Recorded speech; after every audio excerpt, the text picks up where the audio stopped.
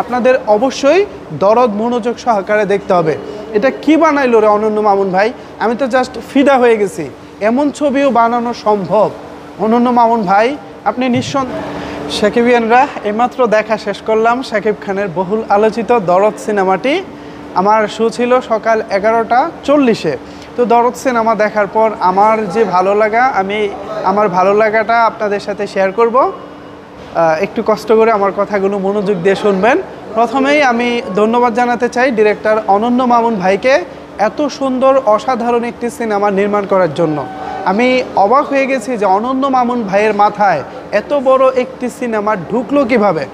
তিনি একজন সিনেমার ডিরেক্টর, সিনেমা বানাবেন এটাই স্বাভাবিক। তবে আমাদের বাংলাদেশের সিনেমার প্রেক্ষাপটে আমরা যেটা দেখে আসছি অতীতে, সেটা হলো সহজ গল্পের সিনেমা।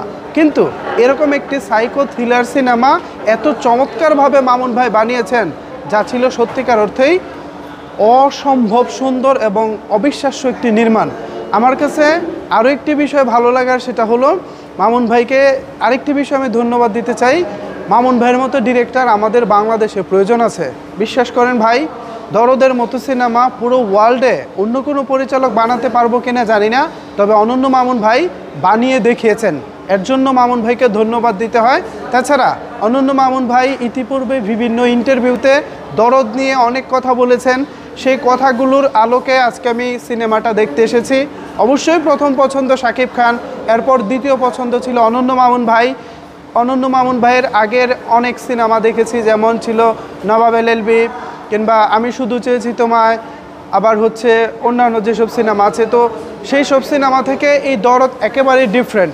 আমি বলতে পারি অনন্য মামুন ভাইয়ের লাইফের এখনও পর্যন্ত সেরা নির্মাণ হতে চলেছে দরদ। তো এই দরদ সিনেমা আপনারা যারা মনোযোগ দিয়ে দেখবেন তারা নিঃসন্দেহে গল্পের গভীরে ঢুকে যেতে পারবেন। আর যারা মনোযোগ সহকারে দেখবেন না, তাদের জন্য কিন্তু আমার একটা কথা বলার আছে, আপনাদের অবশ্যই দরদ মনোযোগ সহকারে দেখতে হবে।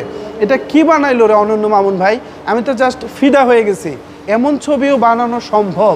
অনন্য মামুন ভাই আপনি নিঃসন্দেহে এই দরদের মাধ্যমে জাতীয় চলচ্চিত্র পুরস্কার পাবেন, এটা আমি গ্যারান্টি দিয়ে বলতে পারি।